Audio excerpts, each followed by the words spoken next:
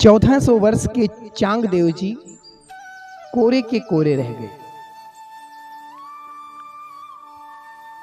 ये जो पहली लाइन है इसके ऊपर बड़ा अचंभा भी आता है कि 1400 वर्ष तक कोई जीवित कैसे रह सकता है। मित्रों, भारत एक विशाल देश है। इसमें ऐसे ऐसे ग्रंथ हुए हैं, ऐसे ऐसे संत हुए हैं जिनकी महिमा को कोई नहीं जान सकता। चांगदेव जी प्रभु के भक्त थे। उन्होंने सभी को सम्मोहित करने की कला जान ली थी।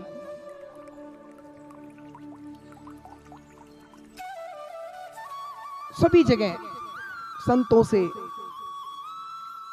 दूर दूर जाकर वाद विवाद करते थे, क्योंकि भगवान की माया प्रबल है ना। भगवान की माया किसी को नहीं छोड़ती। चांगदेव जी 1400 वर्ष तक जीवित रहे। अब उनको पता चला कि संत ज्ञानेश्वर जी हैं जो बहुत बड़े विद्वान हैं और मैं उनसे शास्त्रार्थ करना चाहता हूं।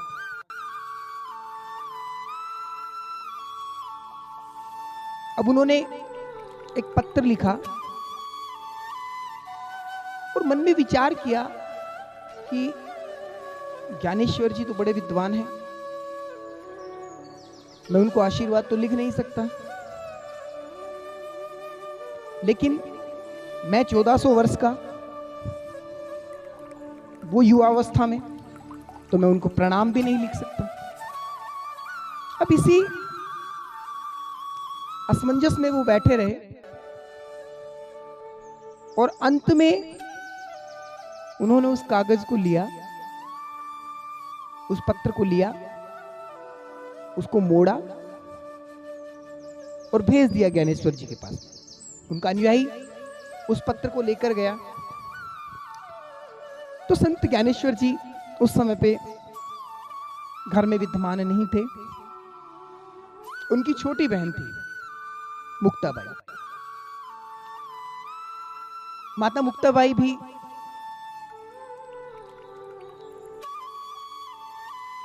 ज्ञानियों में सर्वोपरि थी।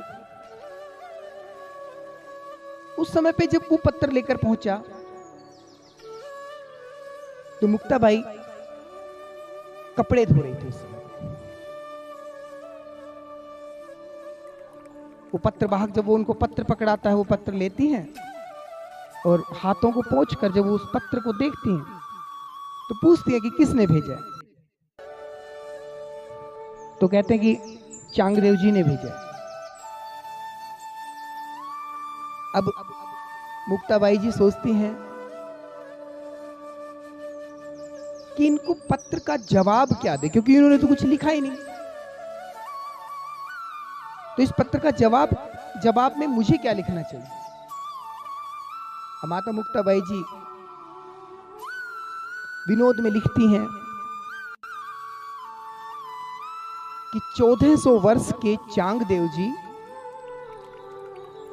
कोरे के कोरे रह गए, क्योंकि जो पत्र था वो बिल्कुल कोरा था। तो माता मुक्ताबाई ने लिखा कि 1400 वर्ष के चांगदेव जी कोरे के कोरे रह गए। वो पत्र उसको दिया वापस। जब वो पत्र लेकर चांगदेव जी के पास में पहुंचता है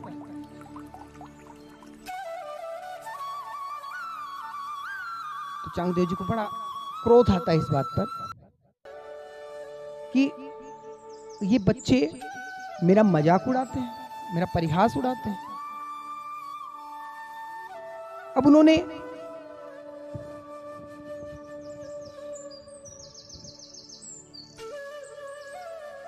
एक सिंह को, एक शेर को सम्मोहित किया और अपने साथ में अपने बहुत से अनुयायियों की टोली लेकर जिसमें जहरीले जानवर, जीव, बड़े बड़े भालू, भेड़िए, सिंह, चीते, नाग और असंख्य लोग चांगदेव जी के साथ में चले। चांगदेव जी आगे एक विशाल शेर के ऊपर बैठे हैं, हाथ में एक बड़े से सांप का चाबुक ले रखा है और ज्ञानेश्वर जी से वार्ता युद्ध करने के लिए चले।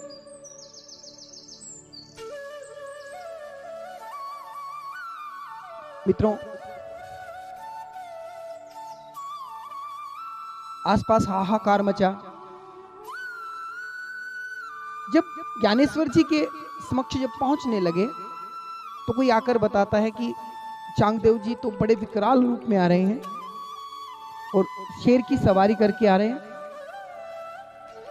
ज्ञानेश्वर जी मुस्कुराते हैं और सुबह सुबह का समय था। पहले घरों के बाहर एक डोली बनाई जाती थी, मिट्टी की दीवार छोटी। चांगदेव जी उस पर बैठकर, ज्ञानेश्वर जी उस पर बैठकर दातुन कर रहे थे। ज्ञानेश्वर जी ने आंखें बंद की और जितने हिस्से में वो बैठे थे उसी दीवार को आज्ञा दी कि चलो। वही निर्जीव दीवार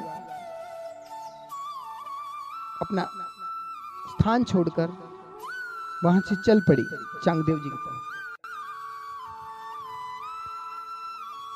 जब चांगदेव जी ज्ञानेश्वर जी को देखते हैं तो आधा क्रोध तो वहीं शांत हो गया, क्योंकि वो तेज ज्ञानेश्वर जी के चेहरे पर।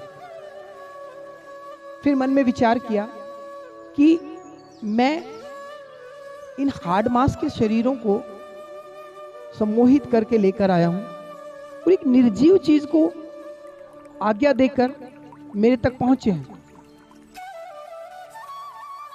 तो जो क्रोध की भावना थी वो समाप्त हो गई। दोनों एक दूसरे को प्रणाम करते हैं। ज्ञानेश्वर जी बैठे थे और कहते हैं कि आप मुझे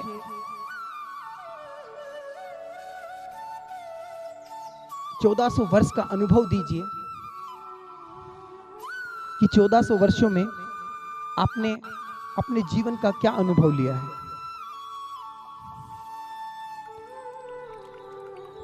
चांगदेव जी कहते हैं कि मैं तो आपको देखकर मूक हो गया हूं। आप मुझे अपने अर्जित ज्ञान में से थोड़े से ज्ञान पुंज दीजिए। ज्ञानेश्वर जी मुस्कुराते हुए कहते हैं ठीक है।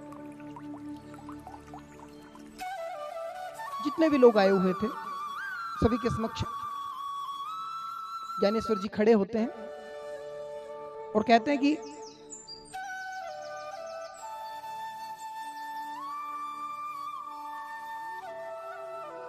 जो चांगदेव जी का सबसे बड़ा अनुयायी है वो अपना सर काटकर यहां पर चढ़ा दे। आधे तो पीछे से ही चले गए, कुछ इधर उधर का बहाना बनाकर निकल गए। अंत में सिर्फ चांगदेव जी बचे। चांगदेव जी ज्ञानेश्वर जी की तरफ देखकर मुस्कुराते हैं और कहते हैं कि मैं समझ गया, वास्तविक जीवन का अनुभव यही है। आप मुझे अपना शिष्य स्वीकार करें। तो ज्ञानेश्वर जी कहते हैं कि आपकी पत्र वार्ता मेरी बहन मुक्ता बाई से हुई है। आप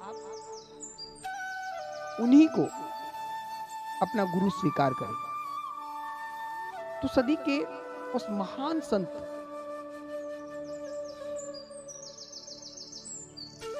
की जो गुरु थी वो माता मुक्ताबाई थी, और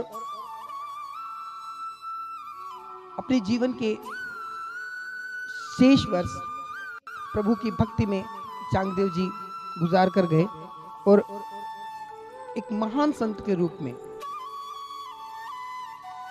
हम सभी को अपना आशीर्वाद दिया। जय श्री कृष्ण।